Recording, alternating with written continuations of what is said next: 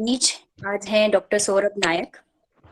Sir associate professor हैं department of काय चिकित्सा में, जीवन ज्योति आयुर्वेदिक मेडिकल कॉलेज, अलीगढ़, उत्तर प्रदेश में। तो मैं डॉक्टर सौरभ नायक आपसे सर से अनुरोध करती हूँ कि आपका जो आज का विषय है कोविड-19 what a common man should know, यानी कि एक आम इंसान को कोविड-19 के बारे में, कोरोना वायरस डिजीज 2019 के बारे में क्या जानना चाहिए, उस विषय पर आप अपना व्याख्यान दें। Doctor Saurabh Nayak, please sir. Am I audible to all of you? Yes sir, you are audible. Okay. So आप सब लोगों को नमस्कार। मेरा सौरभ नायक है।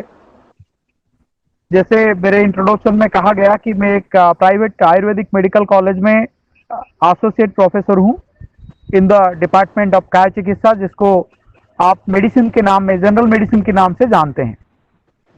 तो मेरा आज का जो टॉपिक है, what a common man should know about covid.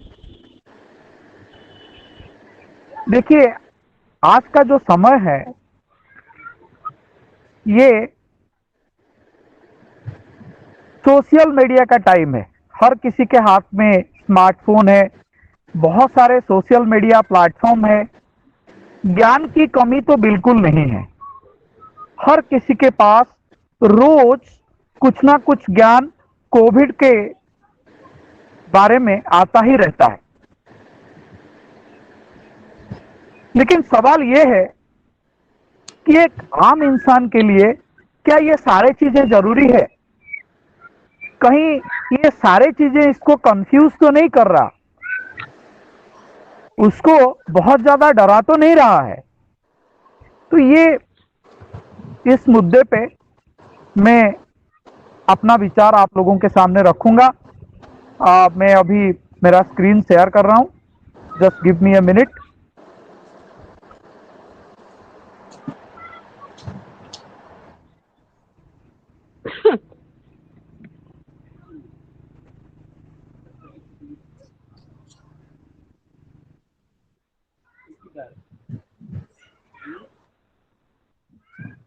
So I just need a response whether my screen is visible to you or not. Yes, it Yes, is sir. visible. It is visible, sir. Okay, thank you. Yes, this So visible. once again a very okay friends, please everyone mute yourself. ये क्या अपने आप बंद कर हो गया ये?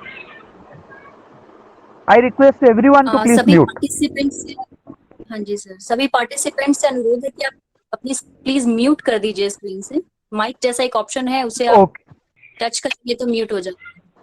बोलो कि मुझसे निकल के तो यहाँ से बैठ जाओ आप। Okay.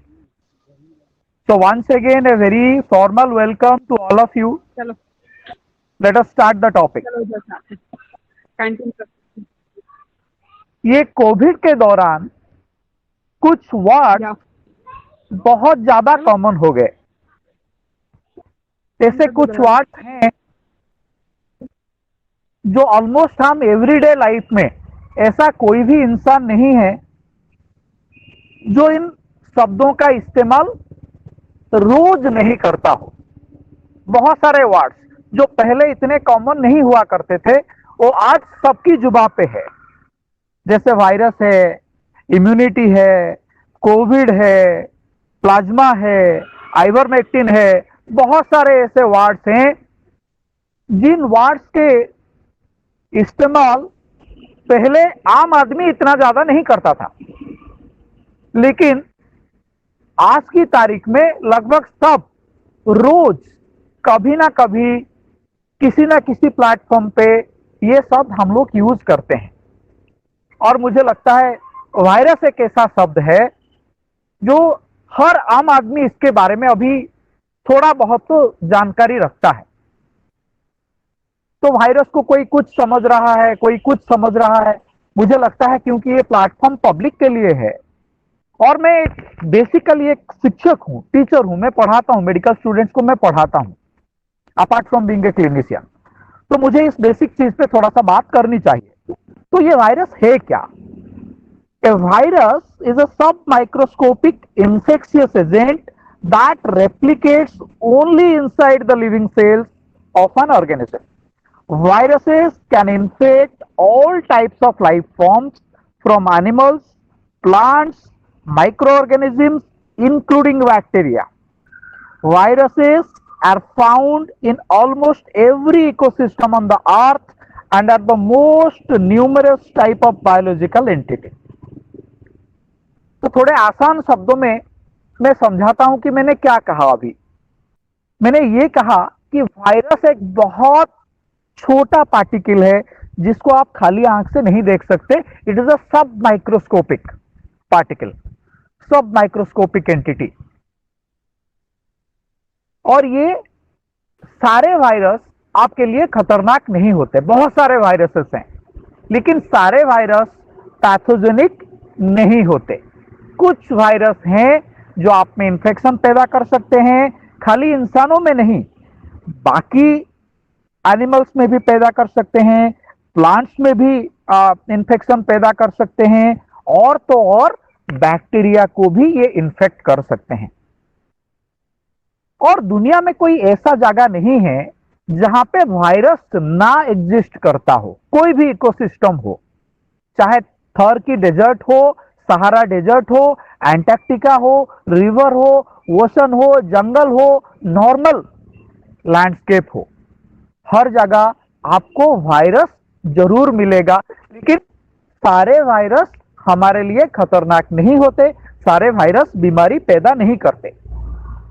एक एग्जाम्पल जो आप सब लोगों के जीवन के साथ अभी जुड़ चुका है, कोरोना वायरस। कोरोना वायरस में भी बहुत सारे वेरिएंट हैं और ये सारे बीमारी पैदा नहीं करते। इनमें से कुछ हैं जो बीमारी पैदा करते हैं। मैं आपको एक पिक्चर दिखाता हूं। हम सब लोग थोड़ा थोड़ा विज्ञान पढ़े हैं और हमें पता है कि किसी भी ऑर्गेनिज्म का जो स्ट्रक्चरल और फंक्शनल यूनिट होता है वो होता है सेल। यहां पर मैंने एक टिपिकल एनिमल सेल का पिक्चर दिया है। आप यहां पर देख सकते हैं, इसकी ये एक टिपिकल एनिमल सेल के अंदर बहुत सारे सेल ऑर्गेनेल्स हैं। आप इसको एक बड़ी मशीन की छोटे छोटे पुर्जों की तरह सोच सकते हैं। ये एक बहुत कॉम्प्लेक्स मशीनरी है और इसमें बहुत सारे पार्ट्स हैं।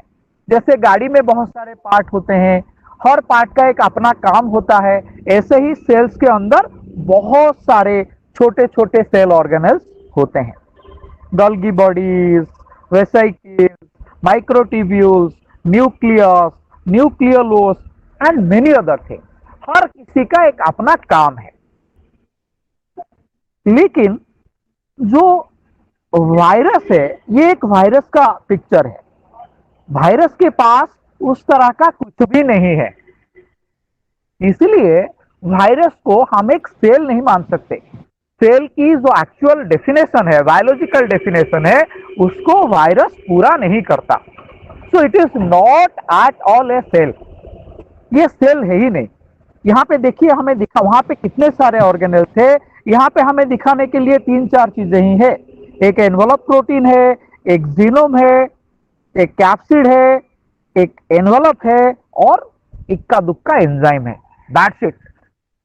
So in that aspect, a virus is entirely different from a normal cell. लेकिन नॉर्मली क्या होता है जब हम कॉम्प्लेक्स सॉरी नॉर्मली जब हम कॉम्प्लेक्स चीजों से डील करते हैं डिफिकल्ट होता है। जब हम सिंपल चीजों से डील करते हैं हमारे लिए आसान होता है, राइट। लेकिन यहां पर मामला बिल्कुल उल्टा है। ये एक बहुत सिंपल बायोलॉजिकल स्ट्रक्चर है जो सबकी नाक में दम पैदा करके रखा है, सबकी जीना हराम करके रखा है। This is the simplest biological structure, yet has made all our life complex. That's nature. Okay, so इस वायरस को हम कहते हैं कनेक्टिंग लिंक। ये लिविंग भी है और नॉन लिविंग भी है। आप इसको पूरी तरह लिविंग भी नहीं मान सकते, आप इसको पूरी तरह नॉन लिविंग भी नहीं मान सकते। तो ये बीच का है। This is a connecting link between living and non living. क्यों ऐसा है? जब ये बाहर है, किसी भी होस्ट जैसे ह्यूमन बॉडी है, अगर ये ह्यूमन बॉडी के अंदर नहीं है, कहीं भी बाहर है, इसके पास कोई भी पावर नहीं है, ये अपनी लाइफ प्रोसेस बिल्कुल पूरा नहीं कर सकता। मैंने आपको पिक्चर में दिखाया, इसके पास कोई भी मशीनरी नहीं है जो बेसिक लाइफ प्रोसेस को कैरी करने के लिए जरूरी होता है। इसके पास ये सारे एपरेटस, ये जो पुर्जे हैं, ये है ही नहीं। तो ये वायरस करते क्या है? जैसे ही ये किसी ह्यूमन होस्ट या एनी अदर होस्ट के अंदर पहुंचते हैं, ये सीधे उनकी सेल में घुस जाते हैं। आपके पास जो लिविंग सेल्स हैं, ये इसी सेल के अंदर इन्वेड करते हैं, और ये जैसे सेल के अंदर पहुंचते हैं, जो होस्ट सेल की मशीनरी है, वो पूरी मशीनरी पे वो कब्जा जमा लेते हैं। अब आपका सेल खुद का काम नहीं कर सकता, वो वही करेगा जो वायरस उसको करने के लिए मोटिवेट करेगा। कितना खतरनाक स्थिति है देखिए। ये कोई बाहरी चीज है जो अभी आपकी सेल के अंदर है, और ये आपकी सेल को डायरेक्ट कर रहा है कि करना क्या है। आप अपना काम छोड़ो, आप अभी हमें रिप्लिकेट करो, हमारी वंश में वृद्धि करो। और ये भी हमारे लिए एक चैलेंज है। इसलिए हम जब कोई दवा देते हैं, हमें पूरी सेल को टारगेट करना पड़ता है। वायरस मरेगा, उसके साथ जो होस्ट सेल है उसको भी आप डैमेज कर देंगे। तो ये एक बहुत बड़ा चैलेंज है सबके लिए, राइट? तो इसलिए इसको हम कहते हैं कि ये कनेक्टिंग लिंक है। ये ना तो लिविंग है पूरी तरह, ना नॉन लिविंग है। जब आपके शरीर के अंदर है, वो लिविंग है, अपना रेप्लिकेशन करता है, लाइफ प्रोसेस कैरी आउट करता है। जब ये बाहर है तो ये नॉन लिविंग है।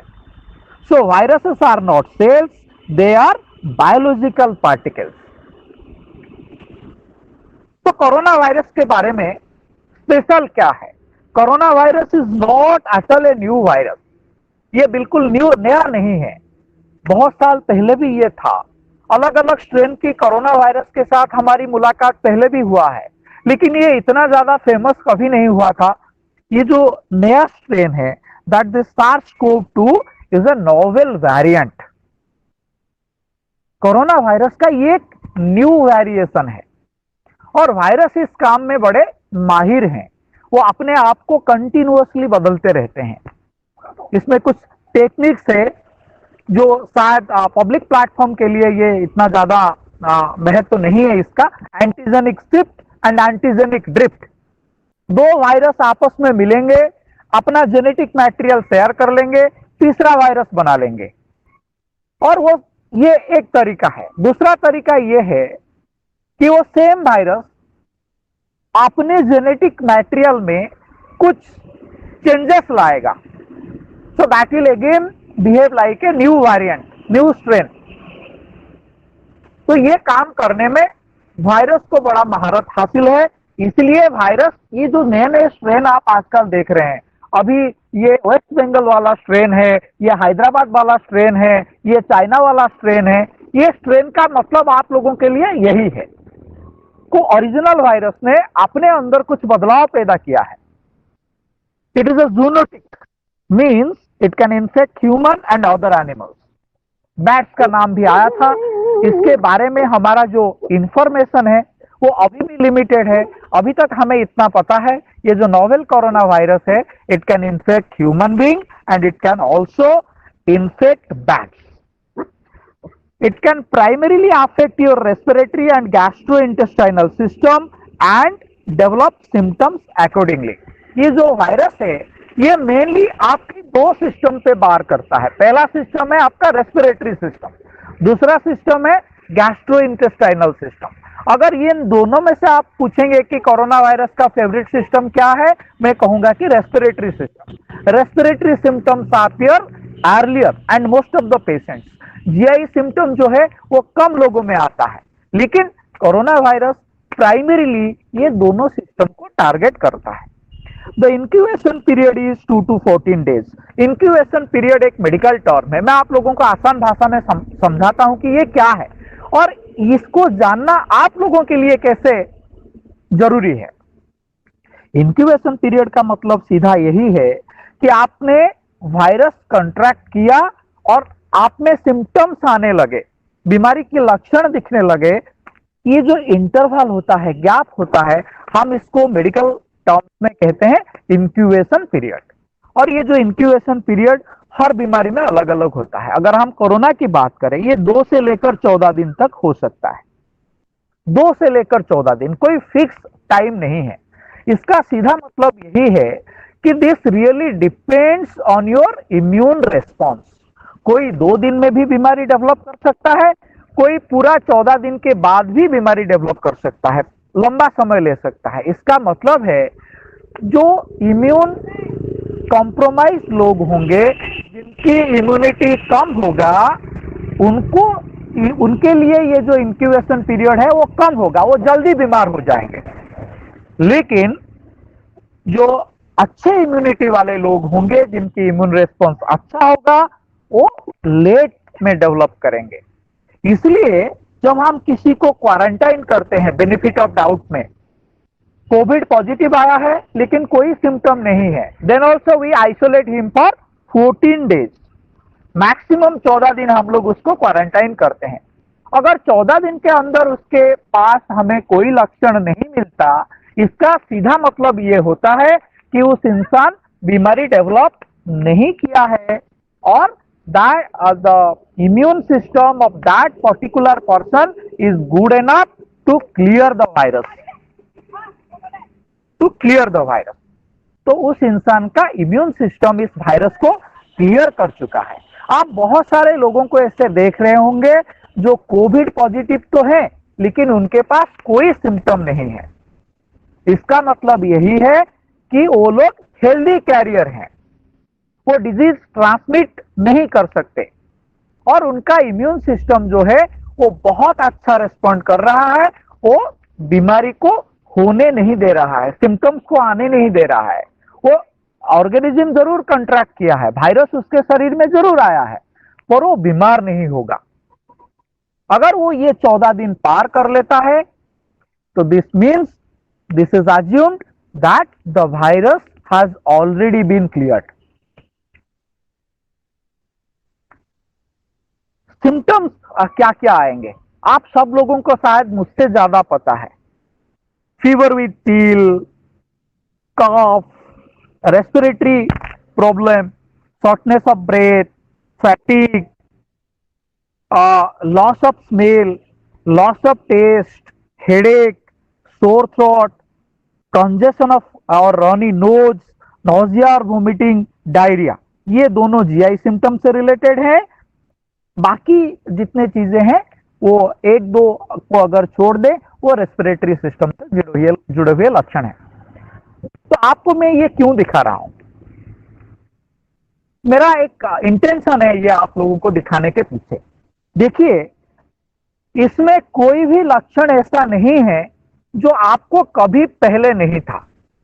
हम सब लोग कभी ना कभी बीमार हुए हैं, कभी ना कभी हमें बुखार आया ही है, हेडेक हुआ ही है, नोजिया, वोमिटिंग, फैटिग और loss of taste, loss of smell. बीच में ये आने लगा था कि ये नए लक्षण हैं, कोरोना में आ रहे हैं। कहां से ये नए लक्षण हैं? आपको कभी अगर नॉर्मल सर्दी जुकाम भी हुआ होगा, इसमें हम सब लोगों को यह अनुभव है कि जब normal influenza virus, normal common cough and cold में भी you have loss of smell, you have loss of taste. तो कोरोना में कोई भी लक्षण नया नहीं है, कोई भी लक्षण नया नहीं है इनफैक्ट। तो फिर दिक्कत कहां पे है? ये जहां तक ये सारे लक्षणों का सवाल है, ये इतने खतरनाक नहीं है। तो मुद्दा कहां पे है? मुद्दा यहां पे है रेस्पिरेटरी डिस्ट्रेस। जो लोग जिन लोगों के पास कुछ कोमॉर्बिड कंडीशंस होते हैं, या तो डायबिटिक हैं, हाइपरटेंसिव हैं, इम्यून कॉम्प्रोमाइज्ड हैं, उनका ऑर्गन ट्रांसप्लांटेशन किया है हुआ है, या वो लोग कंटिन्यूअस स्टेरॉइड थेरेपी पे हैं, बहुत ज्यादा कॉम्प्रोमाइज्ड इम्यूनिटी के साथ वो लोग हैं, so they ultimately develop atypical viral pneumonia। ये होता है उनका। so when they develop pneumonia, कभी कभी, और निमोनिया होने का भी ये मतलब बिल्कुल नहीं है कि ये ट्रीटेबल कंडीशन नहीं है, लेकिन उनमें से कुछ लोग less than 1% they do not respond to the treatment, वो ट्रीटमेंट को रेस्पॉन्ड नहीं करते। So ultimately they develop ARDS, acute respiratory distress syndrome. फिर आगे की जो कहानी है वो यहीं से चालू हो जाता है। मैं आपको एक और पिक्चर दिखाता हूं। ये आपकी अलग अलग सिस्टम है। देखिए, हम सब लोग इम्यूनिटी की बात करते हैं, हेल्थ की बात करते हैं। आपकी हेल्दी स्टेटस के लिए आपका हर ऑर्गन या हर सिस्टम का स्वस्थ होना बहुत जरूरी है। कोई भी एक सिस्टम की स्वस्थ होने पे हम पूरी तरह स्वस्थ नहीं हो सकते। All your organ systems should be fine to fight against the disease. यहां पर मैंने ये आप देख सकते हैं, एक सर्कल ऑफ चेन, और ये इंटरलिंक्ड है। इस चेन की हर कड़ी को आप अपनी शरीर की एक ऑर्गन या ऑर्गन सिस्टम मान सकते हैं। बीच में मैंने रखा है oxygen. Why oxygen? Oxygen is essential for every living cell. कोई भी लिविंग सेल हो, उसके लिए ऑक्सीजन की कंटिन्यूअस जरूरत होता है। जब एक्यूट रेस्पिरेटरी डिस्ट्रेस सिंड्रोम शुरू हो जाता है, दिस पर्सन बिकम्स हाइपोक्सिक। उसको ऑक्सीजन की कमी होने लगती है। ऑक्सीजन की इतनी इंपॉर्टेंस क्यों है? आयुर्वेद में हम एक टर्म यूज करते हैं ऑक्सीजन के लिए, we call it Vishnu Padamritam. This is a direct nectar from god, Vishnu Padamritam. Oxygen के लिए आयुर्वेद ने यह शब्द की इस्तेमाल किया है। आप ये सोचिए, किसी भी जीवन की स्थिति क्या होगा जब उसमें ईश्वर के आशीर्वाद की कमी हो, विष्णु पदामृत की कमी हो, तो फिर हम जिंदगी की कल्पना नहीं कर सकते। कम से कम एक खुशहाल जिंदगी की कल्पना तो बिल्कुल नहीं कर सकते। और यही होता भी है। जब एक्यूट रेस्पिरेटरी डिस्ट्रेस सिंड्रोम में ऑक्सीजन की कमी होने लगता है, तो सारे सिस्टम धीरे धीरे वीक होना चालू हो जाते हैं। आपकी इंफ्लेमेटरी कैस्केड ट्रिगर हो जाता है। हार्ट भी अफेक्ट होता है, किडनी भी अफेक्ट होता है, ब्रेन भी अफेक्ट होता है। सारे चीजें धीरे धीरे धीरे धीरे और ये एक दूसरे के साथ जुड़े हुए हैं, ये एक दूसरे से बिल्कुल अलग नहीं है। So oxygen plays the central और पाइवटल पार्ट। जब इस कोरोना वायरस के कारण आपको एटिपिकल वायरल निमोनिया हो गया, and that pneumonia is not responding to conventional treatment, फिर ऑक्सीजन की कमी होने लगता है। और इस ऑक्सीजन की कमी की वजह से आपका धीरे धीरे सारे सिस्टम इन्वॉल्व हो जाते हैं, and that really makes the condition फाटल। आप ये सोचिए, इस पूरी चेन में अगर एक भी कड़ी टूट जाए तो स्थिति क्या होगा? और यही होता है। somebody is dying out of acute renal failure, somebody is dying out of thromboembolic event, somebody is dying out of stroke। तो किसी का कुछ होता है, किसी का कुछ होता है, किसी का एक साथ बहुत कुछ भी होता है। इसलिए ऑक्सीजन का एकदम सेंट्रल रोल है ये सारे पैथोलॉजिकल फीचर्स में। बाकी जो साइन सिम्टम आप देख रहे हैं, ये बिल्कुल हमें चुनौती देने वाले कोई भी नहीं है। Loss of smell, loss of taste, diarrhoea, mild fever, this can easily be handled. जो मेन मुद्दा है वो एक्यूट वायरल निमोनिया का है, आटिपिकल वायरल निमोनिया का है, if that is not responding to the treatment. तो हर कोरोना मरीज को ये डरने की बिल्कुल जरूरत नहीं है, मुझे कोरोना हो गया, it is a death warrant for me. No, ये जो परसेंटेज है ये बहुत कम है। मैं पब्लिक को इस बात की अवेयरनेस देना चाहता हूं, कोरोना इन्फेक्शन का मतलब बिल्कुल डेथ वारंट नहीं है। अगर आप बहुत इम्यून कॉम्प्रोमाइज्ड हैं, आपने ये सारे लक्षण डेवलप किए हैं, आप कन्वेंशनल ट्रीटमेंट को रेस्पॉन्ड नहीं कर रहे हैं, आपके पास विष्णु पदामृत की कमी है, मैंने ऑलरेडी कहा ये this is direct nectar from God, तो वो स्थिति अलग है और वो सबके साथ नहीं होता। तो आप बिल्कुल डरने की या घबराने की बात नहीं है कि स्मेल चला गया, टेस्ट चला गया, ये कॉमन एक्सपीरियंस है। आप लोग बाकी बहुत सारे नॉर्मल सर्दी जुकाम में भी हमें ये लक्षण मिलते हैं, तो इन लक्षणों से बिल्कुल हमें डरने की जरूरत नहीं है। सो हाउ लॉन्ग ए कोविड-19 पेशेंट इज इन्फेक्टिव? कोविड-19 का कोई मरीज कितने दिनों तक इंफेक्शन फैला सकता है? 2 days prior to the development of symptoms and last up to maximum 8 days. Symptom आने से 2 दिन पहले और मैक्सिमम 8 दिनों तक, तब तक ही ये इन्फेक्टिव स्टेज में होता है। ये इन्फेक्शन दूसरों को स्प्रेड कर सकता है। और आप क्वारंटाइन कितने दिन के लिए करते हैं? 14 दिन के लिए करते हैं, 8 दिन के बाद भी लगभग 1 हफ्ते। तो जब कोई नेगेटिव होकर अपना पूरा क्वारंटाइन जो पीरियड है उसको पूरा करके जब बाहर आता है, we should always treat him as a normal patient who is on recovery. पर ये क्लिनिकल प्रैक्टिस में, सोसाइटी में बहुत जगह पे हम देखते हैं, अगर हमें पता है कि ये इंसान कोविड पॉजिटिव हुआ था, फिर हम उससे ऐसे बिहेव करते हैं उसको कोविड नहीं हुआ था, उसने कोई क्राइम किया है। 14 दिन तो छोड़ दीजिए, 14 महीने तक हम उसके आसपास नहीं जाते हैं।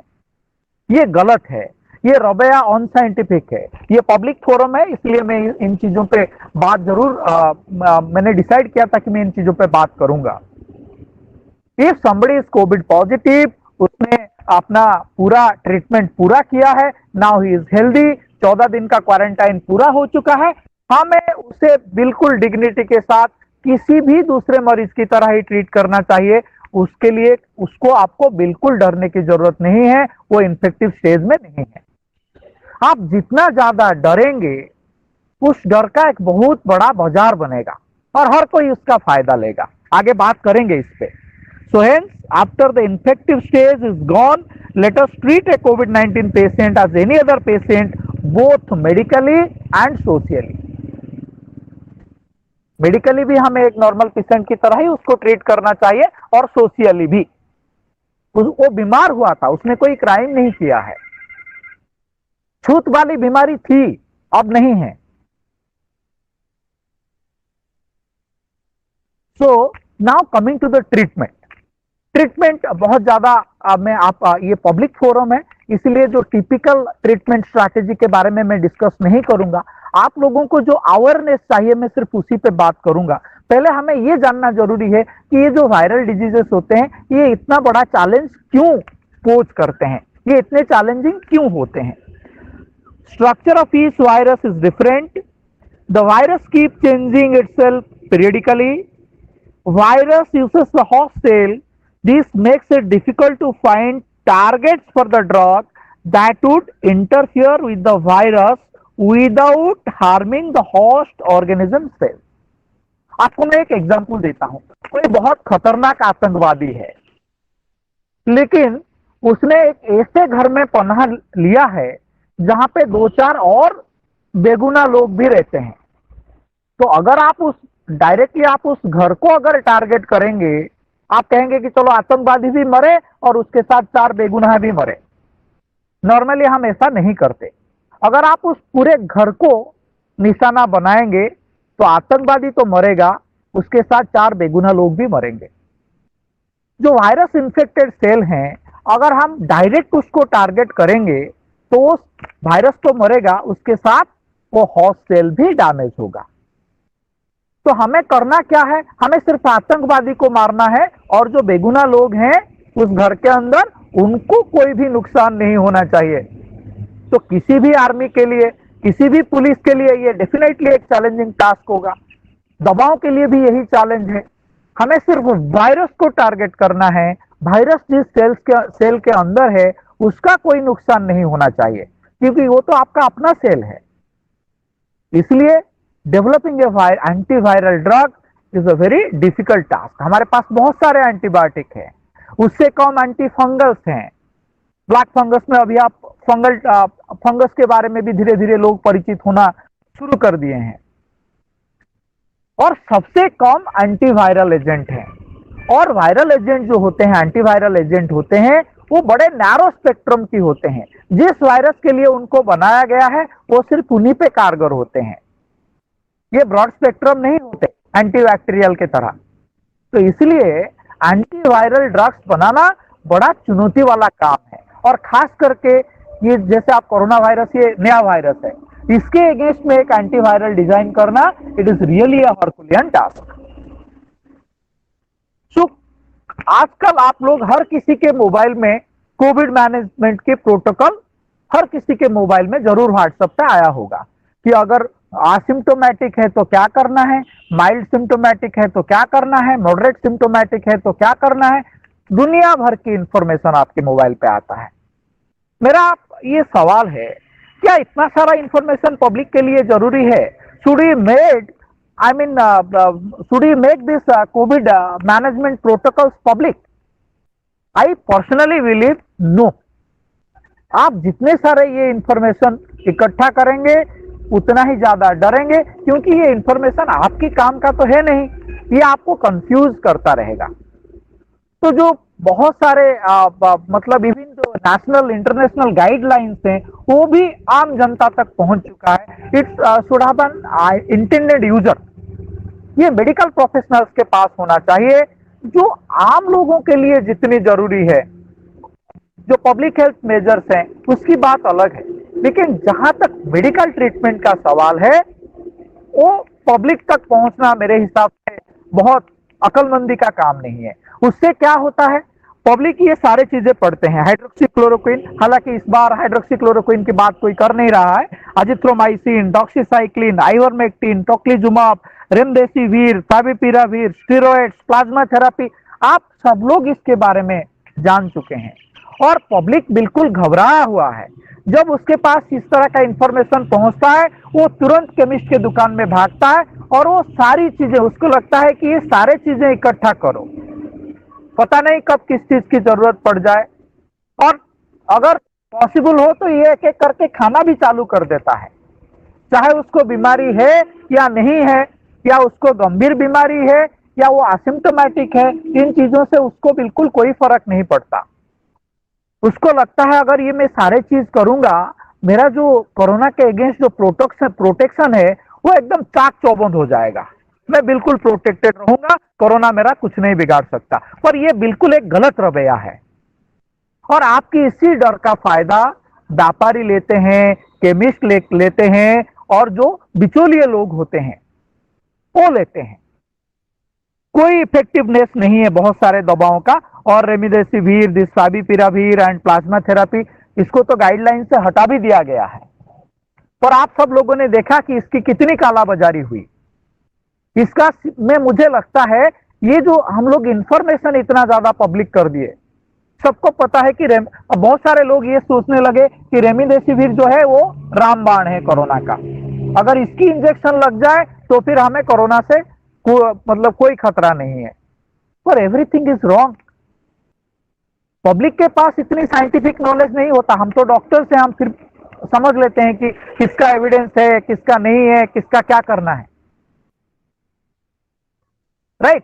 तो बहुत ज्यादा डरने की जरूरत नहीं है। और जहां तक हो सके आप इन ट्रीटमेंट प्रोटोकॉल से अपने आप को दूर रखिए, ये डॉक्टर का काम है।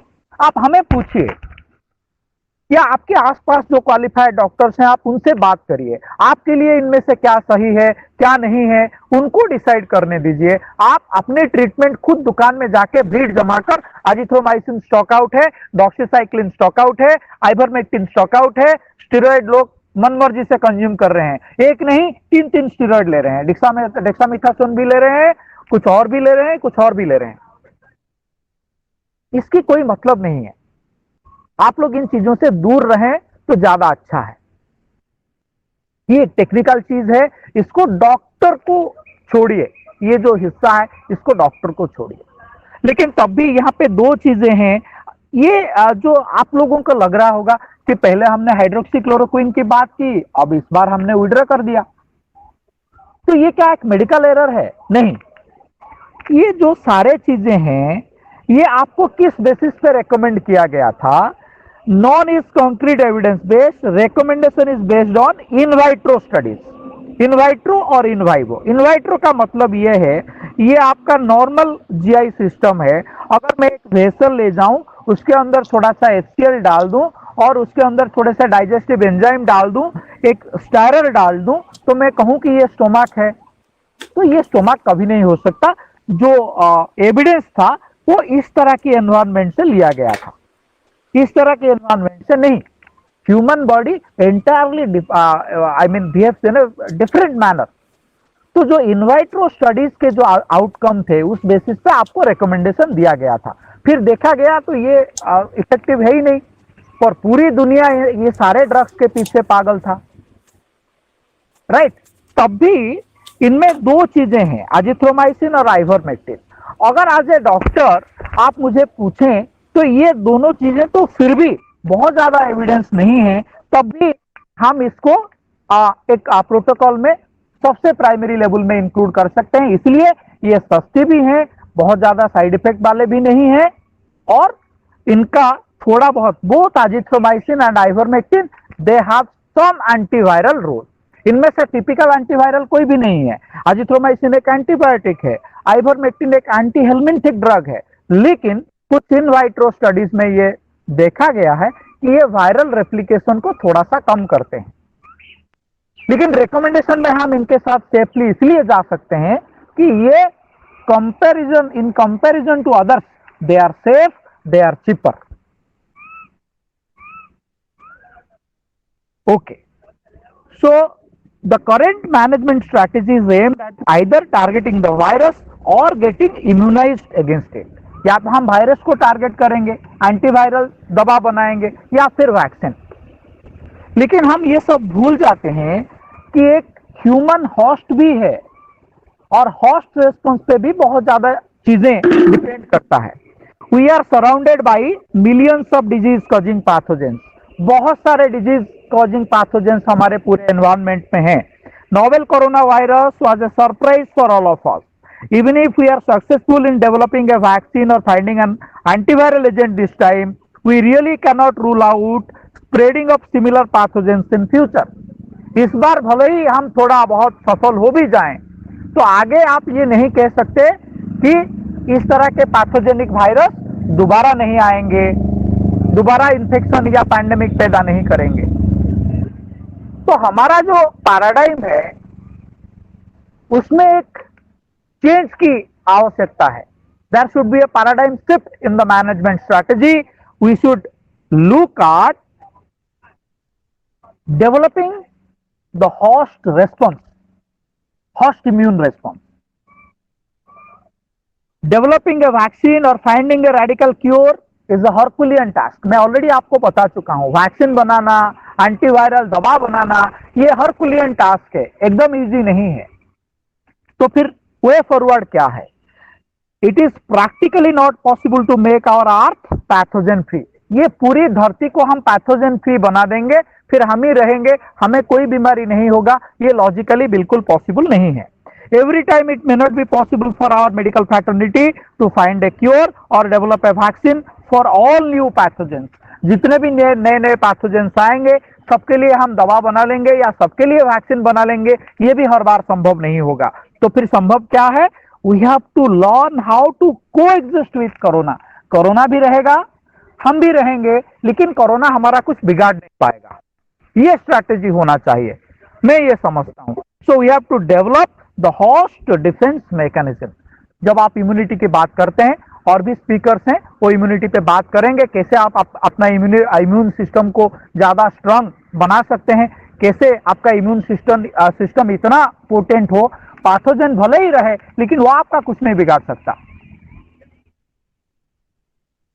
इस मंच से मैं पब्लिक को एक इंफॉर्मेशन देना चाहता हूं। बहुत सारे डिबेट है, लेकिन बहुत कम डिबेट में यह आपको बताया गया है कि जो ये नॉर्म्स पब्लिक हेल्थ एडवाइजरी आप फॉलो कर रहे हैं आज, चाहे सोशल डिस्टेंसिंग हो, चाहे मास्क यूज करना हो, चाहे हैंड हाइजीन प्रैक्टिसेस हो, मैं आप लोगों को आज बता दूं, मुझे तो गर्व है ही, लेकिन आपको अपने मेडिकल हेरिटेज पे गर्व होना चाहिए। ये सारे चीजों का जो देन है ये आयुर्वेद का है। पूरे विश्व को अगर किसी ने पब्लिक हेल्थ मेजर्स, आप इसमें सारे चीजें इंक्लूड कर सकते हैं, चाहे आइसोलेशन का कॉन्सेप्ट हो, चाहे क्वारंटाइन का कॉन्सेप्ट हो, चाहे हैंड हाइजीन का कॉन्सेप्ट हो, चाहे सोशल डिस्टेंसिंग का कॉन्सेप्ट हो, चाहे मास्क पहनने के कॉन्सेप्ट हो, ये सारे चीजें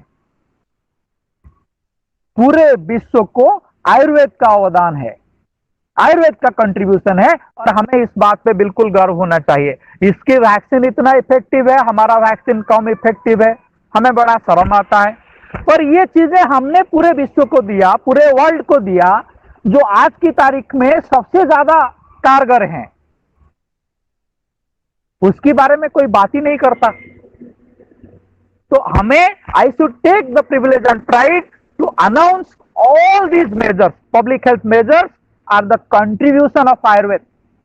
महर्षि चरक का अभी समय की अल्पता है, तो मैं ये सारे श्लोक में और ये सब में नहीं जाऊंगा, पर this is proven beyond doubt, all these public health measures जो भी आज आप फॉलो कर रहे हैं वो आयुर्वेद की देन है पूरे विश्व को।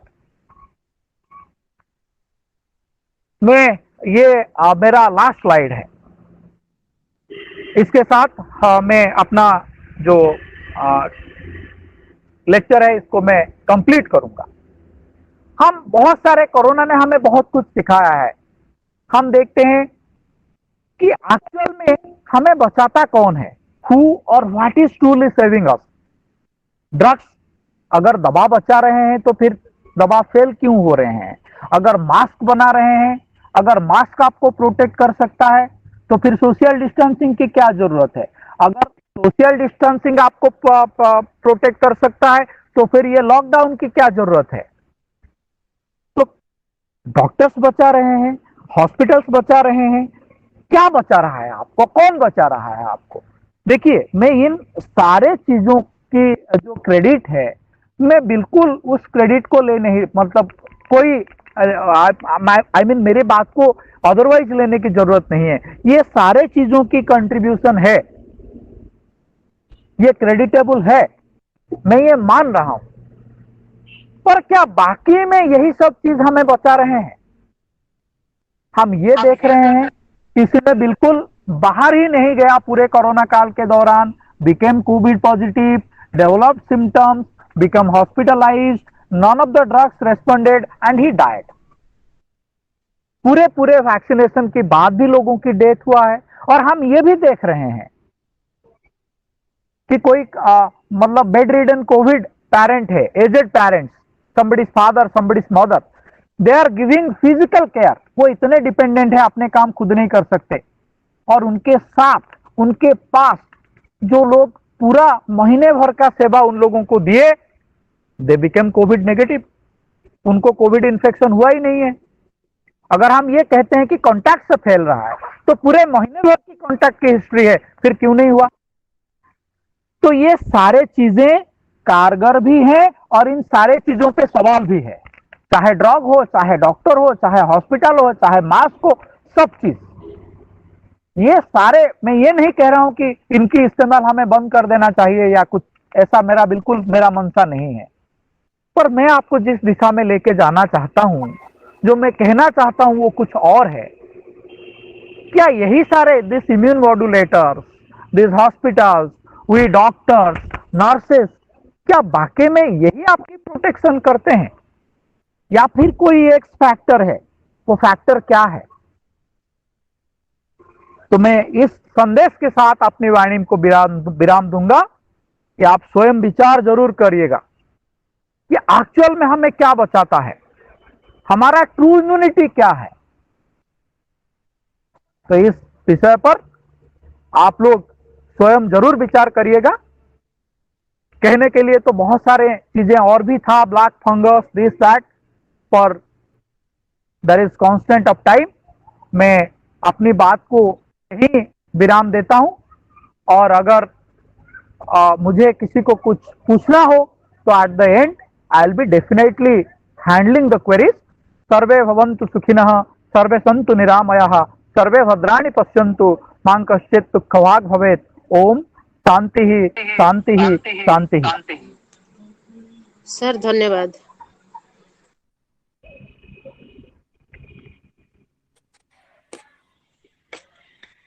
Thank you so much sir. इतने डिफिकल्ट वायरल स्ट्रक्चर और वायरोलॉजी को इतनी सिंपल इजी लैंग्वेज में सभी को समझाने के लिए आपका बहुत बहुत धन्यवाद sir. It was really informative, crisp, and सबसे बड़ी चीज सर, जो सोशल स्टिग्मा को दूर करने के लिए आपने अपने प्रेजेंटेशन में चीजें इंक्लूड किया, which is really need of the hour. या जैसे जैसे कोविड का ये प्रकोप फैल रहा है, लोगों का सोशल स्टिग्मा भी बहुत ज्यादा बढ़ रहा है, और उनकी जो दवाइयों की तरफ, कोविड पेशेंट की तरफ जो व्यवहार है, उसे बदलने की बहुत जरूरत है। और आई एम वेरी श्योर कि ये प्रेजेंटेशन के बाद उन्हें समझ आया होगा कि उन्हें ऐसा क्यों नहीं करना है, क्योंकि सिर्फ नहीं करना है या करना है कहते हैं तो वो फॉलो नहीं होता है। लेकिन अगर एक अप्रोप्रिएट रीजन साथ में मिलता है, एक मेडिकल आंसर उसको मिलता है, तो डेफिनेटली वो फॉलो होता है। Thank you so much sir. And as I can see कि हमारे साथ और बहुत लोग इस दौरान जुड़े हैं, तो I, Dr. Garima, once again welcome all of the participants in this webinar. And since we are running short of time, so without much delay, let me request our next respected speaker, वैद्य Sanghamitra Das ma'am. आप professor हैं GS Ayurveda medical college and hospital, Pilkhuwa, Uttar Pradesh में। And ma'am आप अपना व्याख्यान आज देने वाले हैं on the topic corona pandemic in the prism of Ayurveda. तो हम वायरस के बारे में बेसिक जानकारी सभी जान चुके हैं अभी, तो अब देखते हैं कि आयुर्वेद के पर्सपेक्टिव में क्या है कोरोना कोविड-19। Ma'am please.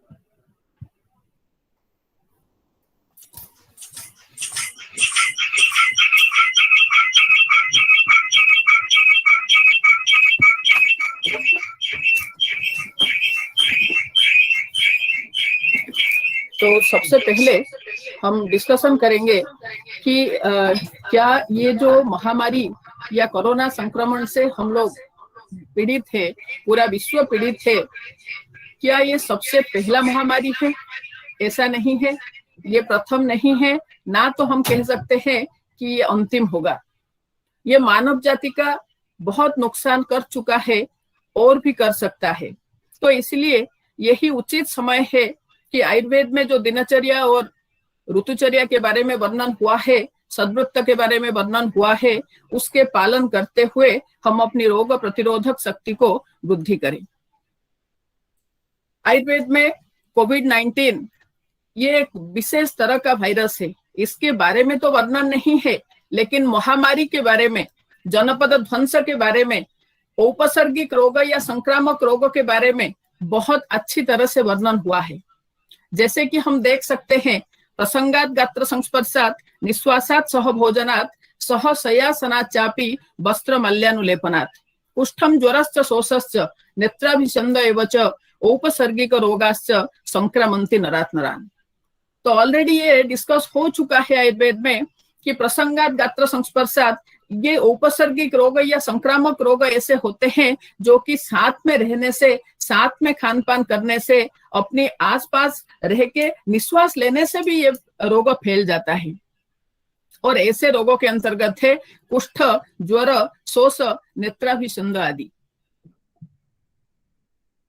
तो महामारी के बारे में आयुर्वेद में वर्णन जो आया है वो जनपद ध्वंस नाम से आया है। तो जनपद ध्वंस क्या है? जनपद ध्वंस का अर्थ है कि एक कारण की वजह से बहुत सारे लोगों का इकट्ठा मृत्यु हो जाना। जनपद ध्वंस या महामारी, इसलिए उसका नाम है महामारी। बहुत बड़ा मारक है ये क्यों आता है, ये कैसे आता है? ये 4 घटक की वजह से आता है। वायु, जल, देश और काल वैगुण्य के वजह से होता है। ये क्यों विगुण होता है? इसका कारण है अधर्म या असत कर्म, जिसको कि हम कहते हैं प्रज्ञा अपराध। प्रज्ञा अपराध क्या है? ना हमारा धी धृति स्मृति, जिसको हम अपनी प्रज्ञा कहते हैं, ये जब दुष्ट होता है उस समय जो अशुभ कर्म, जो गलत काम, जो अपराध हम करते हैं, उसी को प्रज्ञापराध कहेंगे, जो कि हमारे शरीर के अंदर, हमारे मन के अंदर सारे दोषों को प्रकोपित करके रोगों को आमंत्रण करता है। इसके निराकरण क्या है? उसके चिकित्सा के बारे में कहा गया। सबसे पहले कहे कि भेषजेन उपपद्यन्ते न भवन्ति आतुरास्तदा, कि अगर हम प्रिवेंटिव मेडिसिन लेते रहे तो हम पीड़ित नहीं होंगे। स्थान परित्याग के बारे में वर्णन आया, लेकिन जैसे कि हमने पहले डिस्कस किए कि वायु, जल, देश, काल, वैगुण्य की वजह से हुआ है, इसमें भी सबसे अंतिम, सबसे जो घातक है वैगुण्य, वो है काल वैगुण्य। और यहाँ पर काल वैगुण्य की वजह से पूरा विश्व पीड़ित हो गया है, तो यहाँ पर स्थान परित्याग करने का सोच नहीं सकते। श्रेष्ठ चिकित्सा कहा गया जनपद ध्वंस के लिए पंचकर्म या संशोधन चिकित्सा। रसायन का प्रयोग कर सकते हैं, सद्वृत्त पालन, ब्रह्मचर्य पालन, सत्य, दान, भूते, दया, देवतार्चना आदि के द्वारा हम अपनी रोग प्रतिरोधक शक्ति या बल के वृद्धि कर सकते हैं। तो आयुर्वेद में जो बल बताया गया वही है हमारा रोग प्रतिरोधक शक्ति। तो ये बल क्या है, ये रोग प्रतिरोधक शक्ति क्या है? न रस से लेके शुक्र धातु तक जो ये हमारा शरीर है, ये 7 धातु से निर्मित है। तो ये 7 धातुओं का जो सार भाग है उसको हम कहेंगे बल। तो ये बल हमको कहाँ से प्राप्त होता है? ये प्राप्त होता है हमको काले भोजन करने से, समय में भोजन करने से। ये प्राप्त होता है हमको षड्रसात्मक भोजन करने से। जो डेली लाइफ में हम जो भोजन की प्रस्तुति करते हैं अपने लिए, तो वो षड्रसात्मक होना चाहिए। अगर हम षड्रसात्मक मधुर, अम्ल, लवण, कटुतिक्त, कषाय रस को साथ में लेते हुए हम भोजन निर्माण कर रहे हैं, तो ये हमारे शरीर के अंदर ये दोष साम्य स्थिति को बरकरार रखता है, जो कि हमारा बल वृद्धि के पीछे कारण हो रहा है। तो ये बल जब विकृत होता है तो ये 3 स्टेज में विकृत हो रहा है। नंबर 1 इज विश्रंस, जिसको कि हम कहेंगे फर्स्ट स्टेज। उसके बाद होता है व्यापक, उसके बाद होता है क्षय। हम यहाँ पर देख सकते हैं कि बल विश्रंस, बल व्यापक और बल क्षय के कारण क्या क्या लक्षण मिल सकते हैं। तो सबसे पहले हम देखते हैं कि बल विश्रंस, जिसमें कि संधि विश्लेष, गात्र साध, दोष च्यवन, क्रिया सन्निरोध हो रहा है। तो राइट साइड में जो लिखा हुआ है, हम इसके साथ इसको कंपेयर कर सकते हैं कि जैसे कि संधि विश्लेष है, हम देख सकते हैं कि जॉइंट में पेन हो रहा है, मसल में पेन हो रहा है, तो ये संधि विश्लेष और गात्रसाध हो रहा है, पूरे शरीर में पीड़ा हो रही है। क्रिया सन्निरोध का अर्थ हुआ कि हमारा शारीरिक और मानसिक क्रिया बाधित होना। इसका अर्थ है कि हमारा वर्किंग एफिशिएंसी में कमी आना। तो ये है बल विश्रंस या रोग प्रतिरोधक शक्ति हमारा कम हो रहा है, इसका सिग्नल है ये। इस समय हमको अवेयर होना चाहिए कि हमारे अंदर इम्यूनिटी की डेफिशिएंसी हो रही है, हमको इम्यूनिटी को बूस्टअप करने के लिए प्रयास करनी चाहिए। अगर हमने नहीं किए तो नेक्स्ट स्टेज इज बल व्यापक। तो बल व्यापक का अर्थ है यहाँ पर ये बल क्षय या रोग प्रतिरोधक शक्ति का जो क्षय, ये रोग निश्चित रूप में उत्पन्न करेगा, जो कि इंक्लूड कर सकता है गात्र स्तब्धता, गुरु गात्रता, वात शोफ, वर्ण भेद, ग्लानि, तंद्रा, निद्रा। तो यहाँ पर जैसे वातसोफ को हम लेते हैं तो वातसोफ का अर्थ है स्वेलिंग, जैसे कि आप आज के समय में देख सकते हैं, जैसे कि म्यूकरमाइकोसिस जो कि ब्लैक फंगस के इन्फेक्शन के बारे में आप सुन रहे होंगे, जो कि स्वेलिंग कर रहा है। तो ये व्यापक का लक्षण है, ये बल व्यापक का, ये रोग प्रतिरोधक शक्ति क्षय होके ये व्यापक स्थिति में पहुंच चुका है, उसका लक्षण है, जिसके पीछे कारण है इम्यूनिटी डेफिशिएंसी ओनली। ग्लानि, तो ग्लानि जो है वो शारीरिक ग्लानि भी है, मानसिक ग्लानि भी है। उसके नेक्स्ट आता है क्षय, जिसमें कि हम देख सकते हैं मूर्छा, मानसिक क्षय, मोह, प्रलाप और मृत्यु। तो ये मृत्यु जो है तो ये कैसे हो रहा है, जैसे कि आप लास्ट पॉइंट में देख सकते हैं कि इसमें लंग्स, ब्रेन, ये सब भी डैमेज हो रहा है। तो ये जो मल्टीपल ऑर्गन फेल्यूर है, तो ये सब क्या है, तो ये है प्राण आयतन का विनाश होना, जो कि मृत्यु लाता है। ये जो बल या इम्यूनिटी है, तो इसके बारे में कहा गया कि इसका काम क्या है, कैसे हमको पता चलेगा कि हमारे अंदर बल या इम्यूनिटी सफिशिएंट है। तो सेकंड पॉइंट को आप देख सकते हैं, स्थिर उपचित मानसता, सर्व चेष्टासु अप्रतिघात, स्वरवर्ण प्रसाद, बाह्यानाम आभ्यंतराणाम च करणानाम आत्मकार्य प्रतिपत्ति भवति। तो ये जो स्थिर उपचित मानसता है, इसका अर्थ है हमारा शरीर बहुत जल्दी रोगग्रस्त नहीं होगा। सपोज हमने कभी कभार अपथ्य कर लिए या हम आहार में कुछ इधर उधर का ले लिए, तो तुरंत हमको ये विकारग्रस्त नहीं करेगा। तो स्थिर उपचित मानसता का अर्थ हुआ कि बहुत जल्दी हम रोग से शिकार नहीं होंगे। नंबर 2 इज सर्व चेष्टासु अप्रतिघात। हमारे अंदर हमारे जो ज्ञानेंद्रिय है, हमारे कर्मेंद्रिय है, हमारा शरीर है, हमारा मन है, तो ये अपनी चेष्टाएं, अपने कार्य को सम्यक रूप में कर पाता है और उसका आनंद हम लेते हैं, उसको हम एंजॉय करते हैं। जो भी काम हम करते हैं उसको हम एंजॉय कर पाते हैं। तो यही दर्शाता है कि हमारे अंदर इम्यूनिटी ठीक है, बल हमारा सम्यक है। बाह्यानाम आभ्यंतराणाम च करणानाम, तो कर्ण शब्द जो है यहाँ पर आया है इंद्रियों के लिए, मन के लिए। तो बाह्यकरण का अर्थ हुआ जो हमारा कर्मेंद्रिय है, हाथ पैर आदि ये सारे कर्मेंद्रिय है। हमारे शरीर के अंदर 5 कर्मेंद्रिय, 5 ज्ञानेंद्रिय और 1 उभयेंद्रिय मन होता है। तो ये जो आभ्यंतर करण है वो है हमारा ज्ञानेंद्रिय। तो ज्ञानेंद्रियों के द्वारा हम ज्ञान प्राप्त करते हैं, बुद्धि उत्पन्न होता है, फिर उसके सहायता से हम कर्म करते हैं कर्मेंद्रिय के माध्यम से, और उभयेंद्रिय मन होता है। तो ये बाह्य और आभ्यंतर करण अगर बाधित नहीं हो रहे हैं, हमारे इंद्रिय अपने विषय को, जैसे कि आप सबको विदित होगा, रस, रूप, गंध आदि, ये जितने भी शब्द, स्पर्श आदि, ये जो 5 विषय है, तो ये सारे विषय को हमारा इंद्रिय सम्यक रूप में ग्रहण कर पा रहा है, उसका आनंद ले पा रहा है, और हमारा कर्मेंद्रिय भी अपने कर्मों को सम्यक रूप में कर रहा है। इसका अर्थ है हमारे अंदर इम्यूनिटी या बल सम्यक है। अगर ये बाधित हो रहा है, जैसे कि आज के परिप्रेक्ष्य में आप देख रहे होंगे कि गंध ज्ञान का नाश हो रहा है, रस ज्ञान का नाश हो रहा है, और अभी ये जो ब्लैक फंगस का इन्फेक्शन हो रहा है उसमें नेत्र विकार शुरू हो गया, तो ये सारे हैं बल विघात का लक्षण, ओज क्षय का लक्षण, ओज व्यापक का लक्षण है वो सारे। उसके नेक्स्ट हम देख सकते हैं प्राणायतनम उत्तमम। जितने भी प्राणायतन का वर्णन आया है उसके अंदर ये बल या ओज या रोग प्रतिरोधक शक्ति श्रेष्ठ आयतन है प्राण का। तो ये बल का भेद 3 होते हैं, सहज बल, कालज बल और युक्तिकृत बल। तो सहज बल उसी को कहेंगे जो जन्म से ही हमारे मन में, हमारे शरीर के अंदर विद्यमान है, जो कि माता और पिता से हमको प्राप्त हुआ है। नंबर 2 इज कालज बल। तो ये कालज बल का अर्थ है ये काल के सानिध्य से आता है। तो काल क्या है, तो काल है जो कि एज रिलेटेड इम्यूनिटी, और जिसको हम सीजनल इम्यूनिटी भी कह सकते हैं। सपोज हम बाल वय, मध्य वय और वृद्ध वय, ऐसे करके 3 प्रकार का वय विभाजन आयुर्वेद में आता है। तो उसमें से सबसे बलवान वय हमारा है यौवन अवस्था। तो यौवन अवस्था में हम सबसे ज्यादा बलवान रहते हैं, उस समय हमारा रोग प्रतिरोधक क्षमता जो है सबसे उत्तम रहता है। थर्ड इज युक्तिकृत बल। तो युक्तिकृत बल का अर्थ है जैसे कि हम अपने आहार के द्वारा, चेष्टाएं के द्वारा जो एक्वायर करते हैं हमारे लाइफ टाइम के अंदर, उसको हम कहेंगे युक्तिकृत बल।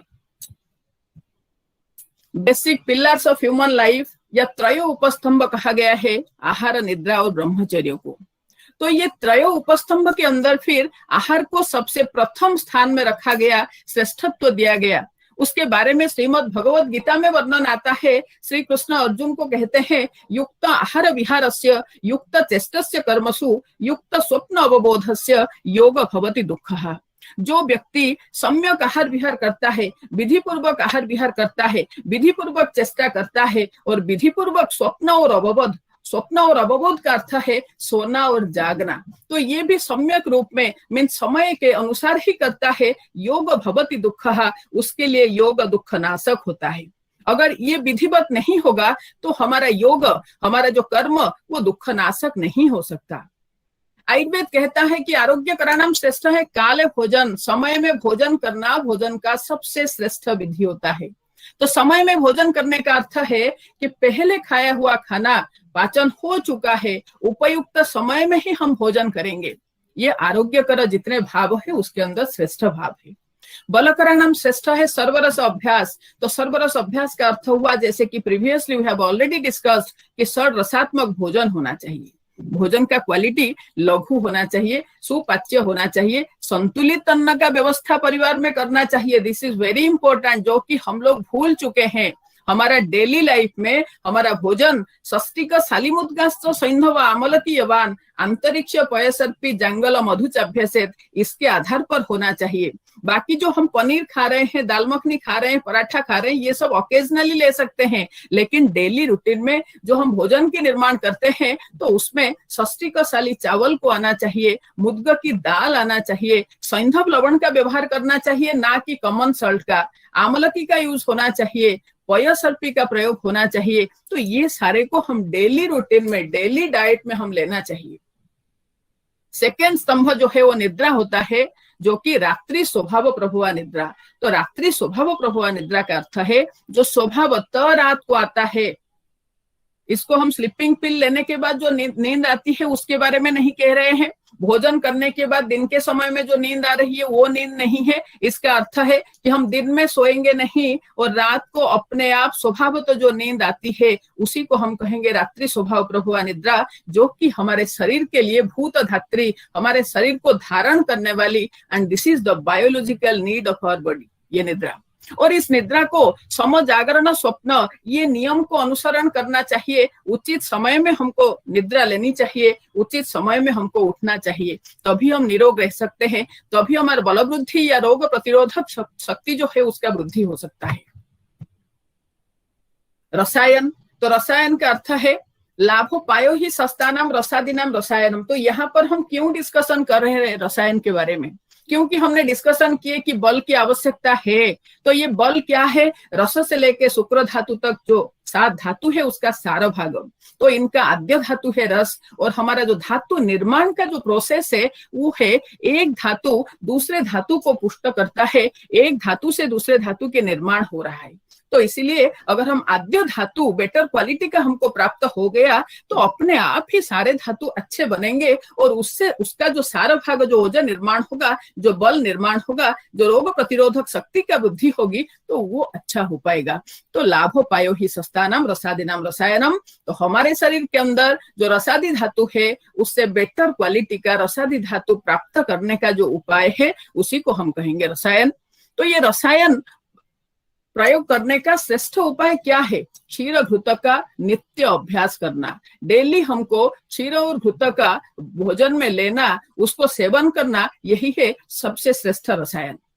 द्रव्य या औषधि द्रव्य के अंदर हम ले सकते हैं च्यवनप्राश, शतावरी, अश्वगंधा, गुडुचि, पुनर्नवा, हरितकी, आमलकी, यष्टि मधु आदि। तो इनमें से कोई एक द्रव्य का भी अगर हम प्रयोग करेंगे तो वो रसायन का फल हमको प्राप्त करा सकता है। और जब हम फ्रूट्स की बात करते हैं तो दाड़िम और द्राक्षा को आयुर्वेद सबसे श्रेष्ठ फल के बारे में, फल के रूप में बताए, जो कि त्रिदोष का शमन करने वाला होता है। शीघ्र यूस, सहीजन की फली को लाके उसको पानी मिला के उसमें सैंधव लवण डाल के उसको यूस निर्माण करके अगर हम पीते हैं, ये कृमिघ्न होता है, ये बहुत अच्छा इम्यूनिटी बूस्टर है। पटोला वार्ता को कारवेल्ल आदि इस वेजिटेबल्स का प्रयोग करना है। कहने का तात्पर्य ये है कि सीजनल वेजिटेबल्स, सीजनल फ्रूट्स का हमको प्रयोग करना चाहिए और दाड़िम और द्राक्षा को हम एवरीडे ले सकते हैं। अणु तेल, षड्बिंदु तेल, सरसप तेल, गोघृत का प्रयोग करना है, क्योंकि जैसे कि हम सबको विदित है कि ये जो कोरोना है या कोरोना का जो उपद्रव है, ये दोनों कंडीशन में जो लक्षण आ रहा है उसमें आइदर नाक ब्लॉक हो रहा है या फिर नाक में ड्राइनेस की फील हो रही है। तो ये अणु तेल या षड्बिंदु तेल या सरसप तेल या गोघृत का हम नस्य के रूप में प्रयोग कर सकते हैं। जैसे कि हमने पहले भी इसके बारे में सुने होंगे कि लेटते हुए 2 बिंदु मात्रा में एक एक नासापुट में हमको डालना है और उसके बाद कुछ समय तक वैसा ही लेटे हुए रुकना है, और जब मुख में कफ का पूर्णता हो जाती है तो उसको लेके स्पीट कर देना है। या फिर जो छोटे बच्चे हैं जो सहन नहीं कर सकते हैं तो उनके नाक के अंदर हम ये तेल या घी में उंगली डुबा के उनके नाक के अंदर इसको लगा सकते हैं। योग, आसन एवं प्राणायाम का नित्य अभ्यास करना है, क्योंकि इसके द्वारा हमारे शरीर में, हमारे मन में पॉजिटिविटी का डेवलपमेंट होती है, मन में स्थिरता आती है और इससे भी रोग प्रतिरोधक शक्ति की वृद्धि होती है। डेली हमको व्यायाम का अभ्यास करना है, तो व्यायाम जो है दोष क्षय और अग्नि वृद्धि करता है, तो इसलिए हमारे दिनचर्या के अंदर निश्चित रूप में व्यायाम को स्थान देना चाहिए। दिनचर्या, ऋतुचर्या, ऋतु संधि नियम का हमको पालन करना चाहिए। तो दिनचर्या का अर्थ है कि हमारा डेली लाइफस्टाइल जो है वो कैसे होना चाहिए। तो ये है दिनचर्या, जो कि आयुर्वेद में बहुत अच्छी तरीके से वर्णन आया है, तो उसको हमको अनुसरण करना है। ऋतुचर्या का अर्थ है कि 6 ऋतु में क्या क्या हमको करना चाहिए, भोजन हमारा कैसे होना चाहिए, कौन कौन सी कर्म हमको नहीं करना है, कौन कौन सी द्रव्य को हमको आहार में नहीं लेना है। तो ये नियम के बारे में भी आयुर्वेद में बहुत अच्छा वर्णन है, जिसको कि हमको पालन करना चाहिए। ऋतु संधि नियम का पालन, ऋतु संधि हम कहते हैं 2 ऋतुओं के बीच में जो 14 डेज का ड्यूरेशन होती है। सपोज एक कंटिन्यूइंग ऋतु है तो उसका अंतिम 7 दिन, आने वाला ऋतु के प्रथम 7 दिन, ये जो 14 दिन का टाइम पीरियड है, इसको ऋतु संधि कहा जाता है। और हर एक ऋतु का जो हमारा जो परिपार्श्व है तो वो अलग रहता है। तो इसलिए हमारे शरीर को स्वस्थ रखने के लिए जो कंटिन्यूइंग ऋतु है तो उसका नियम को परित्याग करते हुए धीरे धीरे जो आने वाला ऋतुओं का नियम है उसको धीरे धीरे करके अडॉप्ट करने का जो नियम को आयुर्वेद बहुत अच्छे से वर्णन किया है। इसको पालन करने से हमारा शरीर जल्दी रोगग्रस्त नहीं होता है। सद्वृत्त का हमको पालन करना है। अभी हम डिस्कशन करेंगे कि कोरोना या कोविड-19 का आयुर्वेद दृष्टिकोण। तो जैसे कि लेफ्ट साइड में आप देख सकते हैं जो डायग्राम है, तो ये रेस्पिरेटरी सिस्टम में जो जो इन्वॉल्व है रेस्पिरेटरी ऑर्गन्स, उसका डायग्राम है। तो आयुर्वेद में प्राणवः स्रोतस का वर्णन आया है। सबसे पहला स्रोतस जो है वो प्राणवः स्रोतस है, और प्राणवः स्रोतस के मूल के बारे में आचार्य चरक कहते हैं हृदय और महास्रोतस, सुश्रुत कहते हैं हृदय और रसवाही धमनी। आयुर्वेद में जहां पर हृदय का वर्णन आया है तो उसका अर्थ हार्ट भी हो सकता है, लंग्स भी हो सकता है। और जहां तक प्राणवः स्रोतस का सवाल है तो यहाँ पर more appropriate will be lungs. तो यहाँ पर हम देख सकते हैं कि प्राणवः स्रोत अगर दुष्ट होती है तो उससे लक्षण होती है अति सृष्टम अतिबद्धम कुपितम अल्पम अल्पम अभिक्षणम व सशब्दम शूलम उच्छ्वसंतम। ब्रीदिंग प्रॉब्लम होगा, ब्रीदिंग डिफिकल्टी होगा। प्लस स्रोत विद्ध लक्षण में हम देख रहे हैं कि आक्रोशन, विनमन, मोहन, भ्रमण, वेपन, मरणं वा भवति।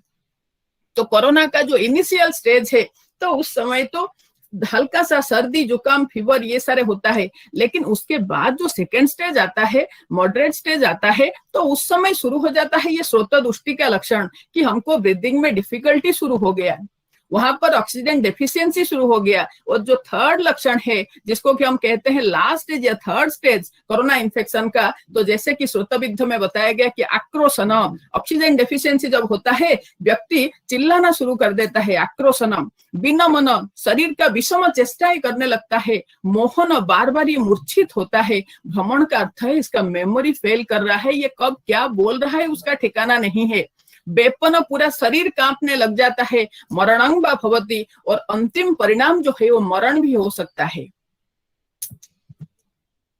तो how to prevent, how to manage, तो हाउ टू प्रिवेंट में हम देखते हैं कि पंचकर्म एवं रसायन का प्रयोग हम करेंगे, सद्वृत्त का पालन करेंगे, ब्रह्मचर्य का पालन करेंगे, दिनचर्या ऋतुचर्या का पालन और ऋतु संधि नियम का पालन करेंगे।